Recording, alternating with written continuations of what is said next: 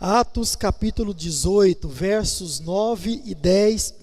Irmãos, eu gosto muito desse texto, porque ele mostra uma verdade muito particular de cada localidade, de cada cidade. Então, é o texto que nós iremos ler, e hoje eu quero interromper a nossa série de mensagens no Sermão do Monte para tratar de um tema, um tópico específico, uma área específica da igreja, da vida da igreja.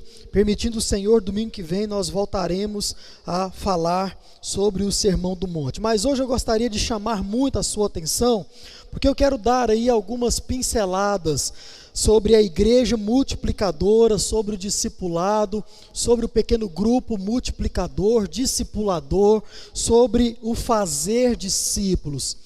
E quando nós falamos de igreja multiplicadora, nada mais, nada menos, nós estamos falando mais uma vez da missão do cristão, da missão do crente em Jesus. Você já abriu a sua Bíblia? Amém? Atos 18, 9 e 10, diz assim a palavra de Deus: certa noite, Paulo teve uma visão em que o Senhor lhe disse, e aqui está falando do Senhor Jesus: não tenha medo, pelo contrário, eu esqueci de projetar aqui, não tenha medo, pelo contrário, fale e não fique calado, porque eu estou com você, e ninguém ousará lhe fazer mal. Agora, olha só a última frase do verso 10: pois tenho muito povo nesta cidade. Tenho muito povo nesta cidade. Multiplicação. Irmãos, esse é um tema muito importante da vida da igreja de Jesus. Então, se eu e você, ou se esta igreja faz parte da igreja universal de Jesus, da igreja de Jesus espalhada na face da terra, então nós precisamos nos preocupar com esse assunto, com essa área da vida da igreja, que é a multiplicação. E não só uma área importantíssima, mas sobretudo uma área primária. Isso é uma necessidade, e nós iremos ver algumas coisas sobre isso nessa noite. Amém? Vamos orar mais uma vez e vamos pedir as orientações do nosso Senhor Deus. Senhor Deus e Pai, nós estamos diante, ó Pai, da Tua palavra, queremos aprender com ela. Por isso, ó Deus, com Teu Espírito Santo que habita em nós, trabalhe nas nossas vidas e fale, ó Pai, a cada coração aqui e também daqueles que estão nos acompanhando pela internet. Oramos assim em nome de Jesus. Amém. Ser discípulo de Jesus. Essa pergunta nós estamos respondendo ela de várias formas ao longo do nosso tempo aqui nesta igreja. E quando eu olho, irmãos, para a palavra de Deus, para aquilo que ela diz que é ser um discípulo, eu vejo que ser discípulo de Jesus é algo diferenciado. O discípulo de Jesus, o verdadeiro, ele é alguém completamente, totalmente diferente daquilo que se vê como indivíduo, como pessoa, como ser humano por aí afora. E quando nós olhamos então para o discípulo, nós precisamos entender algo, irmãos, muito importante. Primeiro, não se faz um discípulo da noite para o dia. Não se faz um discípulo de Jesus da noite para o dia, ou até mesmo não se transforma em um discípulo de Cristo com um simples levantar de mãos. Aquilo que nós muitas vezes vimos e até mesmo praticamos no passado. Não se transforma em um discípulo de Cristo tão somente por esse ato, mas não se transforma em um discípulo de Jesus tão somente, ouça com atenção, participando de cultos de forma regular, ou até mesmo por obedecer e participar de ordenanças eclesiásticas como ceia e o batismo, como nós íamos participar aqui hoje, e como nós também já participamos no passado acerca do batismo. Irmãos, ser discípulo de Jesus é muito mais que todas estas coisas. Como já tenho dito, volto a repetir, tudo isso faz parte da vida daquele que é um discípulo. Mas, irmãos, nada disso forma um discípulo de forma necessária. Tem muita gente enganada e não sei nem se está certo isso, mas de forma boa, intencionalmente enganada, em achar que, não, porque eu participo da ceia de forma regular, eu sou um discípulo de Jesus. Porque eu me batizei um dia, eu sou um discípulo de Jesus. Porque eu levantei as minhas mãos um dia e vim até a frente, eu não professei Jesus, mas um pastor fez isso por mim. Eu sou um discípulo de Jesus. Irmãos, tudo isso faz parte, é muito importante mesmo, mas isso não forma um discípulo de Jesus. O que é que forma um discípulo, ou o que é ser um discípulo de Jesus? Em linhas gerais, é obedecer às palavras do próprio Jesus. Ou seja, nós podemos resumir isso em duas coisas macros. Primeiro, viver para a honra e glória de Deus. Um discípulo de Cristo vive a sua vida desta forma. Ele exalta a Deus com a sua vida, ele glorifica a Deus com a sua vida, e mais, ele faz outros discípulos. Ele cumpre a missão que foi dada a ele. Isso é ser discípulo de Jesus e os seus demais desdobramentos, mas tudo parte disso. Glorificar a Deus com a sua vida e fazer outros discípulos. Muito bem, quando nós olhamos, irmãos, para esse texto que nós temos aqui diante de nós, Atos 18, 9 e 10, nós precisamos entender ou saber que esse texto nos mostra uma coisa muito importante. Veja bem, existem muitas pessoas a serem alcançadas na sua cidade, na nossa cidade, na cidade de Itaberaí, ou qualquer que seja a cidade onde você está nos acompanhando nesse exato momento. Essa é a verdade macro. Tem algo na pregação que nós tratamos como ideia central do texto, ou verdade central do texto. Qual é a verdade central desse texto?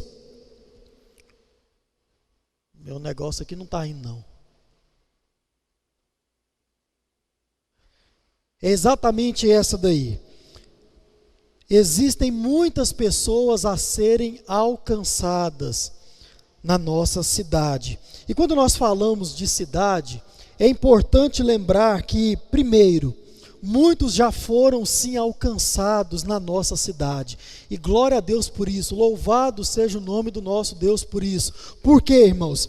Deus tem usado muita gente para alcançar outras pessoas para o reino dele, para o reino de Deus, para resgatar muitas vidas, para resgatar aquelas pessoas que estavam perdidas aqui na nossa cidade. Deus tem levantado pessoas, e pessoas têm feito muitos projetos missionários, muitas obras missionárias, e Deus tem usado muitas igrejas aqui nesta cidade para resgatar pessoas que estavam perdidas. E nós devemos olhar para essa realidade e bendizer ao Senhor, louvar ao Senhor por causa disso. Agora, irmãos, nós também precisamos entender que existe muito mais a ser feito, muito mais há de se fazer em prol do reino de Deus. E quando nós olhamos também para esta realidade, você precisa entender que Deus deseja usar a sua vida,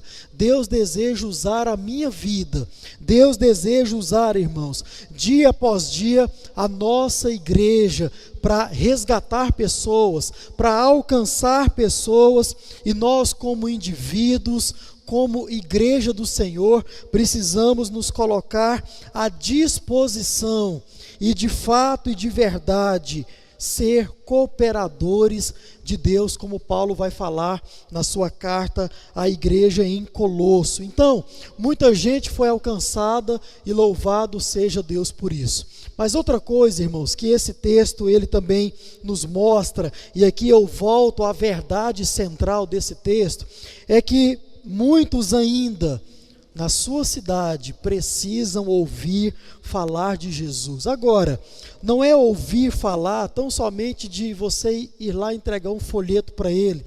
não é de você chegar nele e dizer, olha, Jesus te ama. Isso é muito importante, faz parte, mas irmãos, há algo além, mais profundo, e como nós já temos aprendido, quanto mais profundo, mais difícil, mais desafiador é. Mas irmãos, olha só que coisa interessante, na cidade de Itaberaí, existem ainda muitos a serem alcançados. Por quê? A nossa cidade, ela não para de crescer. Não para. A população da nossa cidade, mostro para você, 43.622 habitantes. E isso foi levantado no ano passado, ano de 2020. Agora, é claro que existem muito mais, né? Muito mais pessoas moram aqui que talvez não fizeram parte desse censo. Mas você percebe o tamanho da cidade que você mora? E nela, irmão, certamente existem muitas pessoas ainda a serem alcançadas. E não tem como, quando você olha para esse número, que é um número muito alto, você chega de Goiás Velho para a sua cidade, em especial à noite, você tem uma visão quase que geral do tamanho da sua cidade, você percebe que ela é muito grande. E quando nós então olhamos para esses números, irmãos, e olhamos para a palavra de Deus que está diante de nós, pois tenho muito povo nesta cidade, irmãos, nós devemos e chegamos à conclusão que realmente ainda existem muitos a serem alcançados aqui. Por quê, irmãos? Muitos pertencem a Deus, estão na nossa cidade. Muitos dos que pertencem a Deus estão nos nossos bairros. Muitos dos que pertencem a Deus estão na nossa rua, estão dentro da nossa casa. Esse texto, ele fala diretamente à nossa realidade, porque não existe fora do seu convívio pessoas que não precisam da graça de Deus, elas existem, estão lá.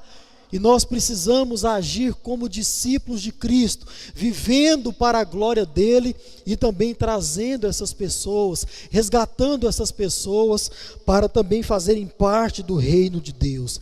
Dentro da sua casa, na sua rua, no seu bairro, na sua cidade, irmãos, existem aqueles que são de Deus, mas que ainda estão perdidos. E nós, como discípulos dele, precisamos alcançá-los. Esse é o meu papel, esse é o seu papel, de forma individual, e esse também é o nosso papel como igreja do Senhor plantada aqui nesse lugar. Já fiz essa pergunta, volto a fazer. Já pensou se essa igreja fosse abduzida desse local e não mais existisse a primeira igreja batista em Itaberaí, depois de quantos anos de existência? 30 e ao todo 33, 34 anos. Já pensou se essa igreja sumisse daqui? Será que as pessoas da nossa cidade iriam sentir a falta dela?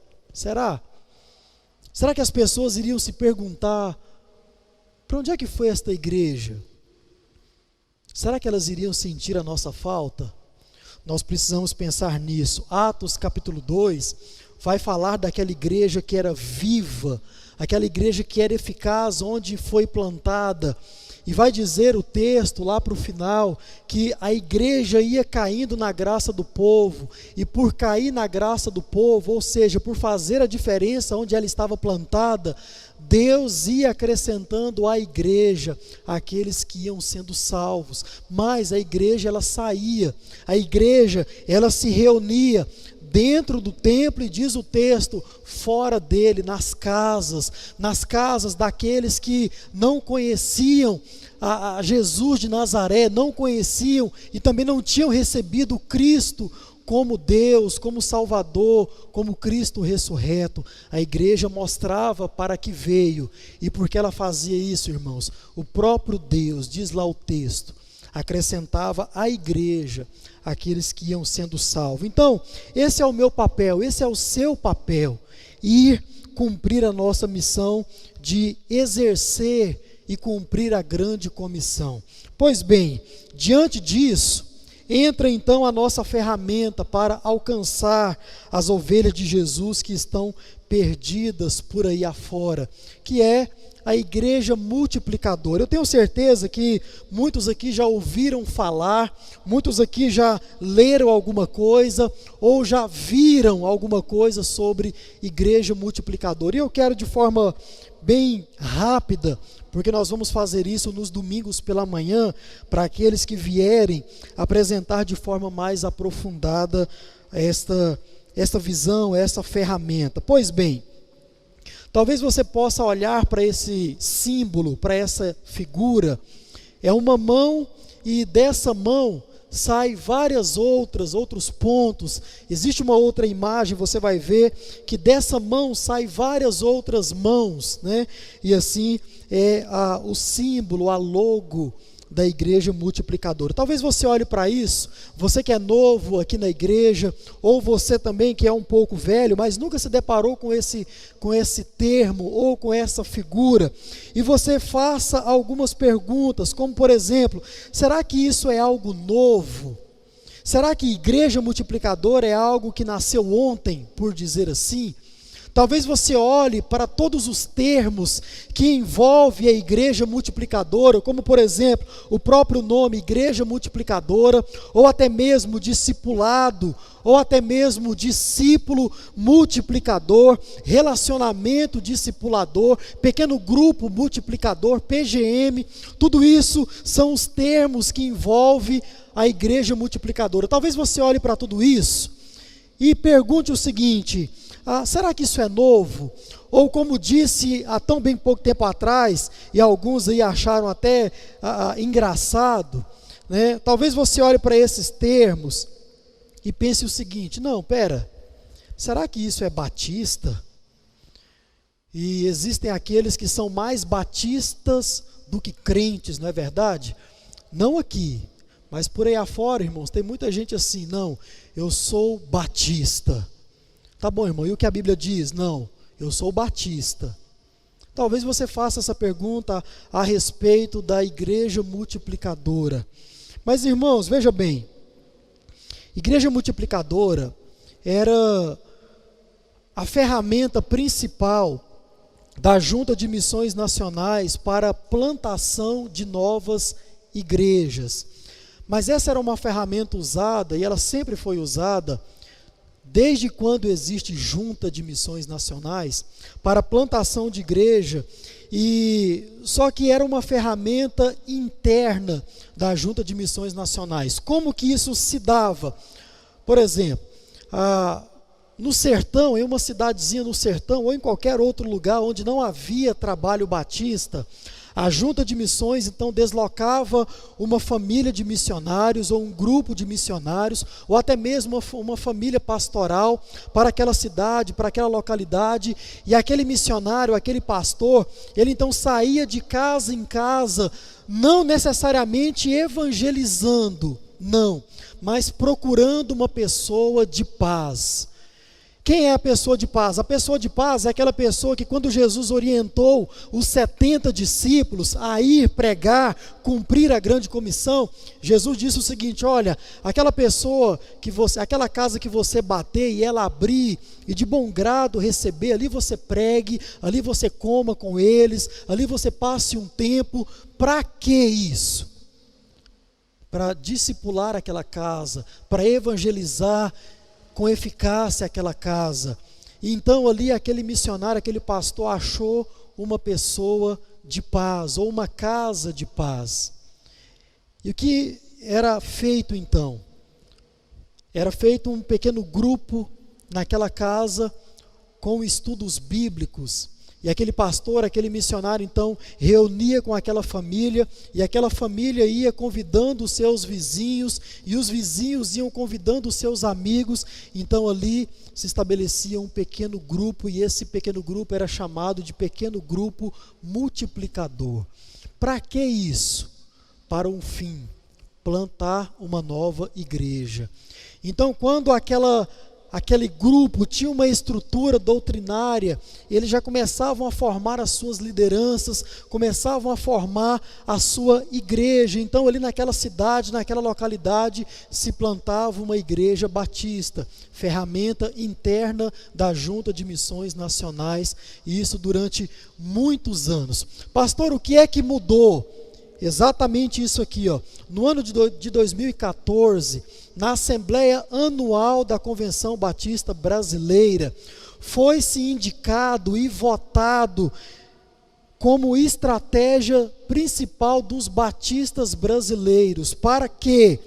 Para o crescimento e fortalecimento da igreja local e também para a plantação de novas igrejas. A liderança da Junta de Missões Nacionais entendeu que a igreja multiplicadora não só servia para plantar outras igrejas, mas ali nascia-se líderes capacitados, nasciam-se também vocacionados ao ministério pastoral, e ali então nascia toda a estrutura de uma igreja, e era possível a igreja local também crescer. Por isso foi expandido a visão e votado como estratégia dos batistas brasileiros para o fortalecimento, o crescimento da igreja local e possibilitando que esta igreja local também plante outras igrejas em outros bairros da sua cidade ou até mesmo em outras cidades. Irmãos, um dia eu peguei meu carro com a minha esposa, o Isaías nem era nascido, eu acho que nem grávida, né, a Isara estava, e nós saímos ali, voltamos para aquela Vila Boa, né, voltando para Goiânia aqui, naquela lanchonete, entramos ali no posto, no Trevo Taquaral, e visitamos 7 cidades em volta da nossa cidade. Sabe quantas das 7 tem trabalho batista? Alguém consegue chutar? Deixa eu ver se eu lembro aqui, vamos lá. Taquaral, Taguaru, Itaguari, não é isso? Se eu errar, os irmãos falam aí. Uruíta, Uruana, Itapuranga, aí Eitoraí e Itaberaí. Então visitei 7 cidades com a Isaíra. Sabe quantas das 7 tem igreja batista? Uruana estava fechado, não sei se abriu. Tinha um projeto para lá de igreja multiplicadora, mas não sei se deu certo, por falta de obreiro necessariamente. E Itapuranga, 2. Então já pensou a primeira igreja batista em Itaberaí ser um núcleo, uma sede para abrir outras igrejas, não tão somente aqui, mas em outras, nessas cidades vizinhas? Temos condições, são cidades de 20, 30, Itapuranga um pouco mais, 50 quilômetros de distância, mas irmãos, nós temos condições de fazer isso, basta querermos e trabalharmos para isso. E então isso foi adotado como ferramenta principal das igrejas batistas, foi votado em uma assembleia anual da nossa convenção. E com isso, então, foi criado vários materiais, foi produzido vários materiais para quê? Para auxiliar as igrejas batistas nessa visão de igreja multiplicadora. E o primeiro livro que foi publicado foi esse aqui, ó, Igreja Multiplicadora, de volta a 5 princípios bíblicos para o crescimento. Esse livro, ele é nada mais, nada menos, está bem pequeno aqui, mas é do pastor Fernando Brandão. Pastor Fernando Brandão, para você que é ligado aí na nossa convenção, ele é o diretor executivo da Junta de Missões Nacionais. Também foi produzido um outro material, que é esse segundo livro aqui, Pequeno Grupo Multiplicador. Deixa eu ler o subtítulo para você.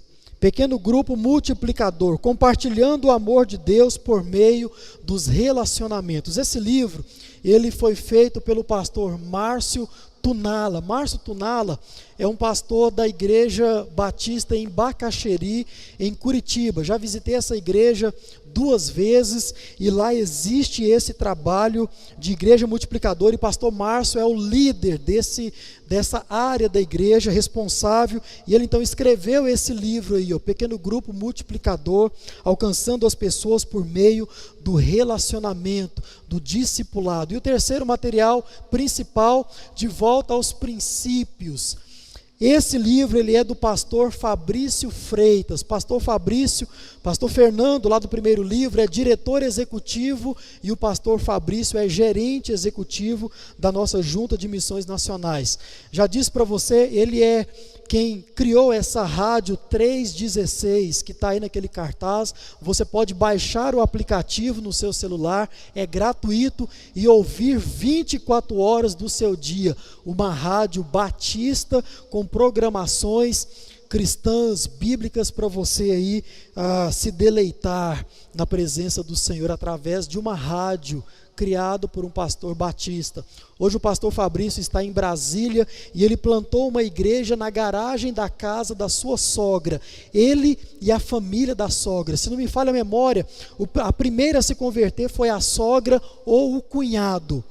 Um dos dois foram o primeiro a se converter na garagem da casa da sogra. E depois de 2 anos, a igreja já está com mais de 200 membros. Mais de 200 membros. Trabalhando com a visão de igreja multiplicadora. Existem outros materiais.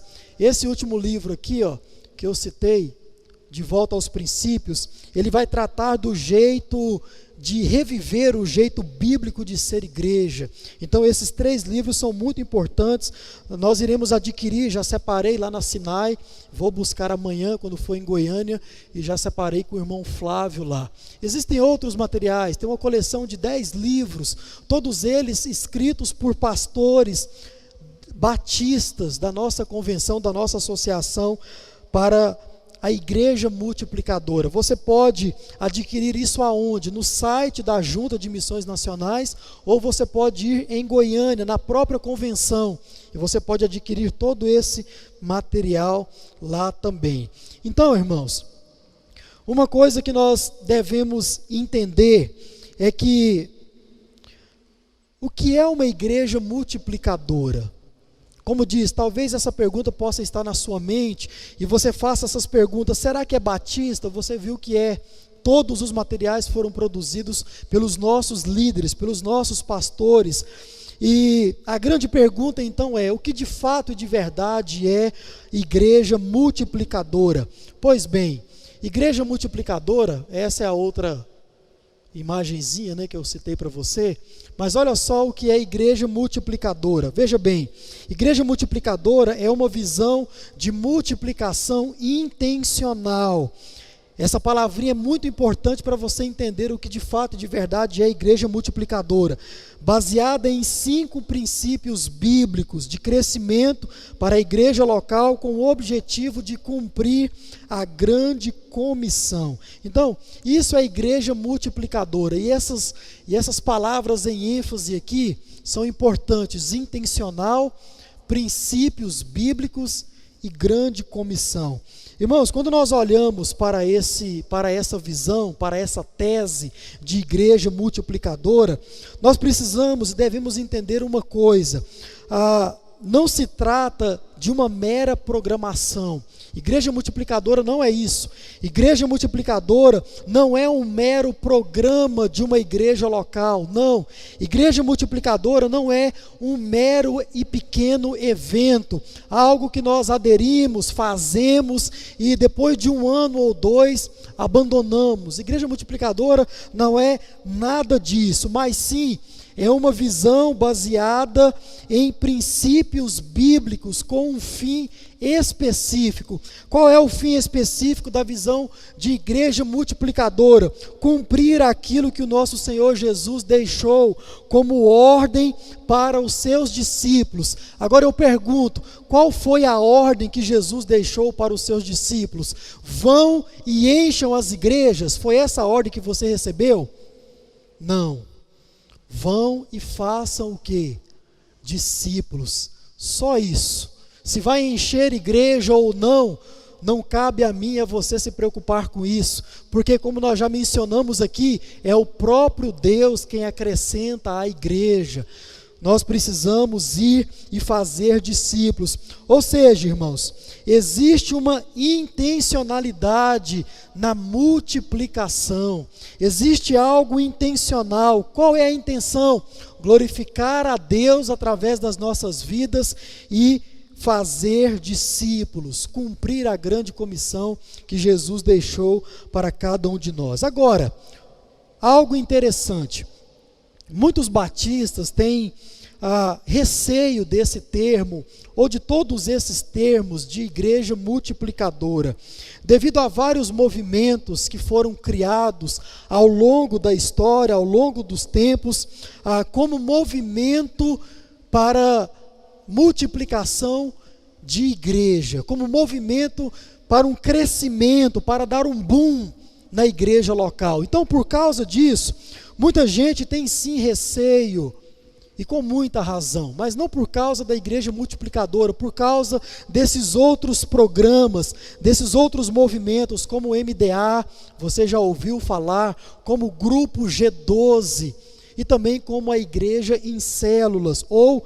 necessariamente a célula. Então, muitas igrejas aderiram a essa visão, que não é a visão de igreja multiplicadora. Se você for estudar cada uma delas, você vai ver as suas nuances, você vai ver as suas particularidades, como por exemplo, dentro dessas visões aqui, cada líder de um pequeno grupo é um pastor. Dentro da igreja multiplicadora, isso não é verdade. Ele é alguém liderado pelo pastor, instruído pelo pastor, capacitado pelo pastor. Inclusive, todo o material que se dá para um pequeno grupo é dado pela própria igreja, pela pessoa do pastor. Nessas outras visões, MDA, G12, igreja em célula, não. Cada líder do pequeno grupo é um pastor. Distorções, claro que não vai dar certo, em um momento ou outro isso vai dar errado. Por quê? Porque aquele pastor, ele pode olhar para o seu grupo e achar o seguinte: olha, acho que nós estamos melhor que a igreja lá, então vamos abrir a nossa. E já que aquele líder é um pastor, ele tem todo o direito dado pelaquela própria igreja de abrir uma outra igreja. Dentro da visão multiplicadora, isso não é assim que acontece.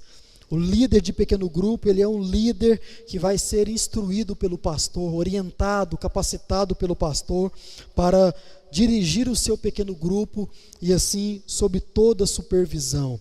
Então, irmãos, existe uma intencionalidade. Nós não nos reunimos por nos reunir, nós não nos ajuntamos nas casas tão somente para bater papo, para falar do último futebol, do último jogo.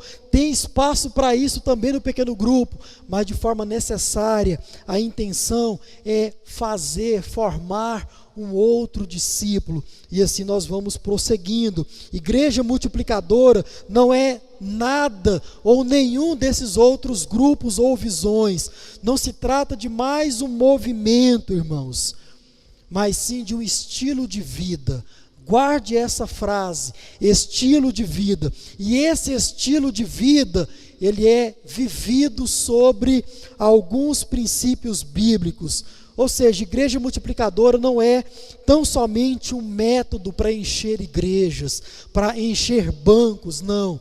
Igreja multiplicadora é uma ferramenta para fazer discípulos de Jesus. Isso é igreja multiplicadora. E quando nós falamos em estilo de vida, nós devemos ter isso aqui em mente. Olha só.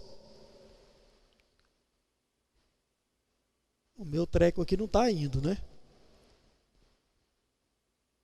O discipulado. Qual que é o estilo de vida, pastor? Chama-se discipulado. Irmãos, isso precisa ficar muito claro no nosso entendimento. A vida do crente, a vida do verdadeiro cristão, ela consiste em um estilo de vida frutífero. Gostaria que você abrisse a sua Bíblia em João capítulo 15. Eu quero ler um texto muito importante que nós também já fizemos um estudo sistematizado dele aqui. João capítulo 15, o verso 1, eu quero ler com você até o verso de número 8. Diz assim a palavra de Deus, João 15, de 1 a 8. Eu sou a videira e o meu pai é o lavrador. Todo ramo que estando em mim não der fruto, ele o corta, e todo que dá fruto, ele limpa, para que produza mais fruto ainda. mais fruto ainda. Vocês já estão limpos por causa da palavra que lhes tenho falado. Permaneçam em mim e eu permanecerei em vocês. Como um ramo não pode produzir fruto de si mesmo, se não permanecer na videira, assim vocês não podem dar fruto, se não permanecerem em mim. Eu sou a videira, vocês os ramos. Quem permanece em mim e eu nele, esse dá muito fruto, porque sem mim vocês não podem fazer nada. Se alguém não permanece em mim, será lançado fora, à semelhança do ramo, e secará. E o apanham, lançam no fogo e o queimam. Se permanecerem em mim e as minhas palavras permanecerem em vocês, pedirão o que quiserem e lhes será feito. Agora ouça o verso de número 8. Nisto é glorificado meu Pai, que vocês deem muito fruto, e assim mostrarão que são o quê? Meus discípulos. Então, qual é a forma de mostrar que nós somos discípulos de Jesus? É dando fruto, sim ou não? Não, é dando muito fruto. Está aí na sua Bíblia, muito fruto. Irmãos, é disso que se trata então, discipulado. A vida do cristão é uma vida que é vivida em prol do outro, em prol de resgatar aquele que está perdido. É exatamente isso. Cada discípulo de Jesus se esforçando para dar frutos através do discipulado. E assim nós vamos avançando, assim nós vamos crescendo e assim nós vamos cumprindo a grande comissão dada pelo próprio Jesus de Nazaré. Exatamente assim, através do discipulado, nós nos reunindo nas casas dos incrédulos, dos ímpios, levando o estudo bíblico, levando a palavra de Deus, ouvindo as suas angústias, ouvindo os seus lamentos, e assim nós vamos avançando. Eu tenho muita história para contar para você, mas o tempo não permite, eu preciso avançar aqui. Mas irmãos, veja só, a pergunta que nós devemos fazer é a seguinte: tem como dar muito fruto apenas com uma mera programação? Tem como dar muito fruto apenas com um mero programa? Apenas com um evento tão somente? Não, irmãos. Nós damos muito fruto quando nós gastamos e investimos o nosso tempo em uma outra pessoa, através do discipulado. Isso porque a igreja multiplicadora não se trata de tão somente mais um evento, mas sim de um estilo de vida que se chama discipulado. Como disse, você vai chegar diante de alguém e vai chamar essa pessoa para perto de você, e você não mais vai abandoná-la, não mais, até que ela esteja pronta e ela tenha sido capacitada por você a fazer outro discípulo, e assim nós vamos avançando, nós vamos crescendo. É um discípulo investindo a sua vida para fazer e formar um outro discípulo. E esse outro discípulo se esforça para fazer exatamente a mesma coisa. E assim, nós seguimos dando, como a palavra de Deus exige, muito fruto para a honra e para a glória do nosso Deus. Agora, irmãos, quando é que nós vamos entender isso? O discipulado, o investir a vida no outro de fato e de verdade. Quando eu e você entendermos o que está escrito nesse texto. Olha só, 2 Coríntios 15, 5, verso 15. E ele morreu por todos, para que os que vivem não vivam mais para si mesmos, mas para aquele que por eles morreu e ressuscitou. Eu e você, nós vamos entender e viver uma igreja multiplicadora através do discipulado, se nós vivermos as nossas vidas único e exclusivamente para agradar e adorar e servir o Senhor, aquele que morreu pelas nossas vidas.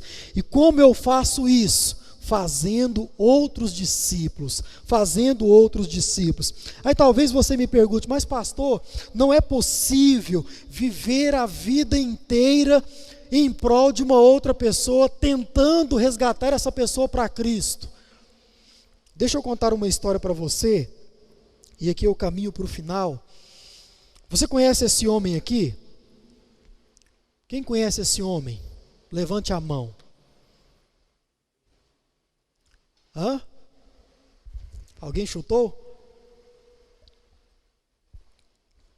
O irmão Nilo não serve porque ele está vendo lá.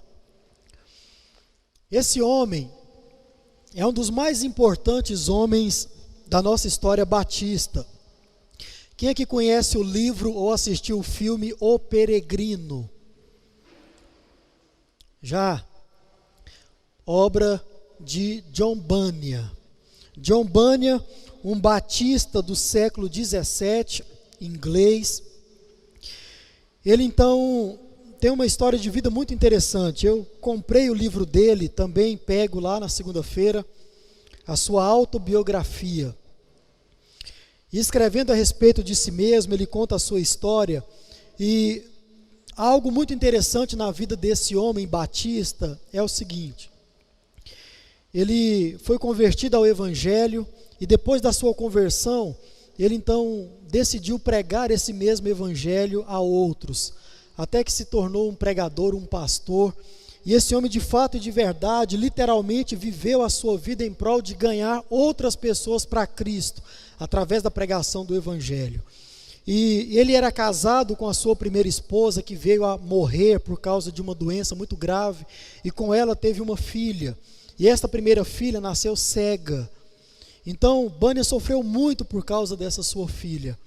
E em 1660, foi estabelecido na antiga Inglaterra o seguinte decreto: ninguém mais pode pregar a palavra de Deus, necessariamente os batistas. Olha só que coisa interessante. Os batistas não podiam mais pregar a palavra de Deus. Se pregasse, iria ser preso. Se fosse pego diante de um púlpito, diante de uma igreja, iria ser preso. Pois bem, John Bunyan estava na sua igreja, no interior da Inglaterra, pregando a palavra de Deus de forma expositiva, de forma enfática, como eram as suas pregações. Basta ler O Peregrino, por exemplo. E literalmente os oficiais do rei vieram e o prenderam no púlpito, diante da sua igreja. E Bunyan então vai para a prisão, e ele passa então uma sentença de 3 meses. E ele então é solto, mas sobre a seguinte ordem: você não pode mais pregar a palavra de Deus, você não pode mais pregar o Evangelho.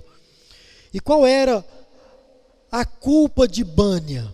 Foi decretado lá no Diário Oficial da Inglaterra o seguinte: esse homem, ele foi pego levantando pessoas, reunindo pessoas contra a nossa religião, contra a igreja anglicana. Esse homem foi pego pregando algo que foge à nossa fé, à nossa realidade, pregando o Evangelho.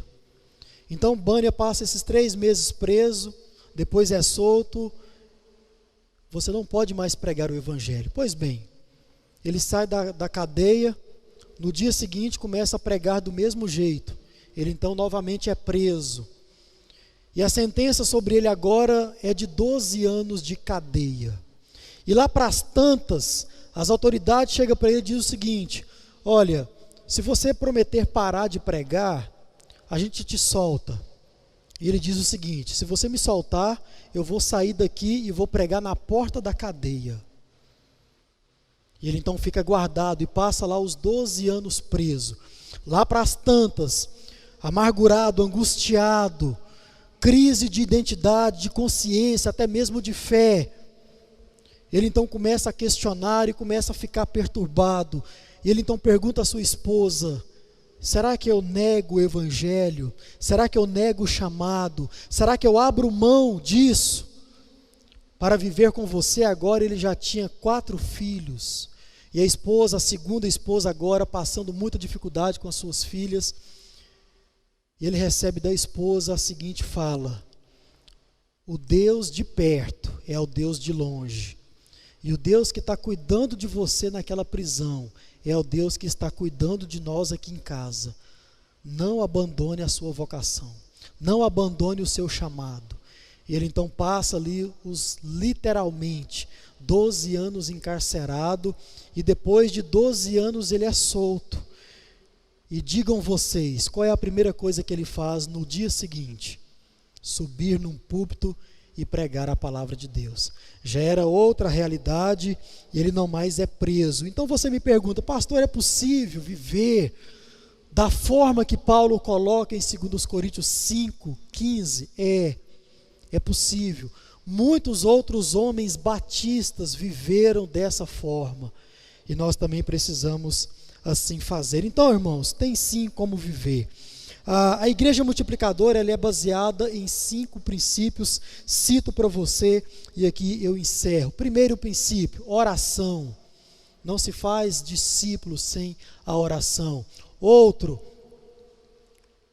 evangelismo discipulador, evangelização discipuladora. Como disse, não é simplesmente entregar um folheto, é você exercer o discipulado.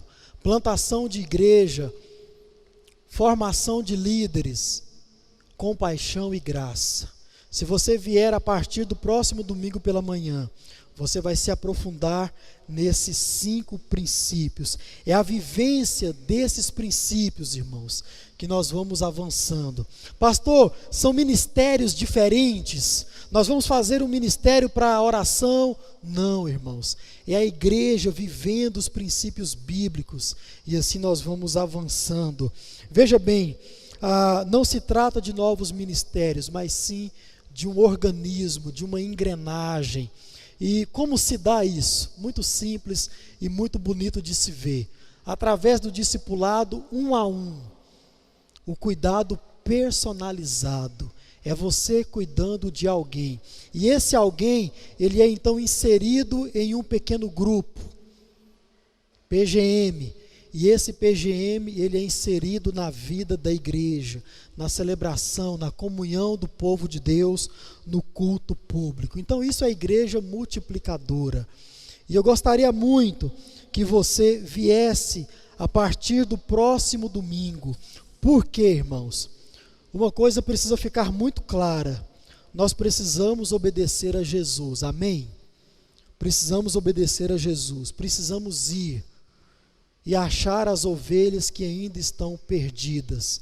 Achar as ovelhas que ainda estão perdidas. Pois bem, como eu posso fazer isso? Uma só coisa para você praticar. Domingo, dia 14 de novembro, às 9 horas aqui no templo. Você é o nosso convidado, meu e do pastor Gustavo. E nós vamos então estar orientando você. E como que eu devo vir no próximo domingo? Disposto a aprender e com o coração aberto para servir. Só isso. E o resto, como diz a própria palavra de Deus, nós vamos aprender e aprendendo, vamos praticar e praticando, nós vamos cair na graça da nossa cidade. E caindo na graça da nossa cidade, o próprio Deus vai jogando aqueles que vão sendo salvos na nossa igreja. Amém, irmãos? Que Deus assim nos abençoe e nos direcione durante essa nova caminhada. Nós vamos orar, vamos ficar em pé e vamos embora para nossa casa. Senhor Deus e Pai, obrigado a Deus por esse momento de culto, de louvor e adoração ao Teu santo nome, de aprendizado a partir da Tua palavra. Ó Deus, nos ajude a entender qual é a nossa missão e o que fazer para cumprir a nossa missão. Nos ajude como igreja e também como indivíduos. Desperte, ó Pai, a Tua igreja para a obra missionária. Desperte a Tua igreja, ó Deus, não necessariamente para uma visão, para um programa, mas, ó Deus, desperta-nos, ó Pai, para cumprirmos a grande comissão, aquilo que foi dado pelo Senhor.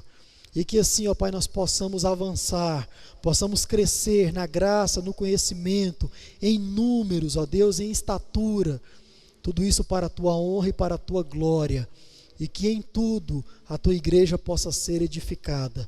Obrigado por esse momento, obrigado pelos meus irmãos aqui presentes, obrigado pelos irmãos que estão em casa. Que o Senhor a todos nós abençoe e continue derramando da sua graça, do teu poder e das tuas misericórdias. Nós oramos assim e o fazemos no nome de Jesus. Amém e amém.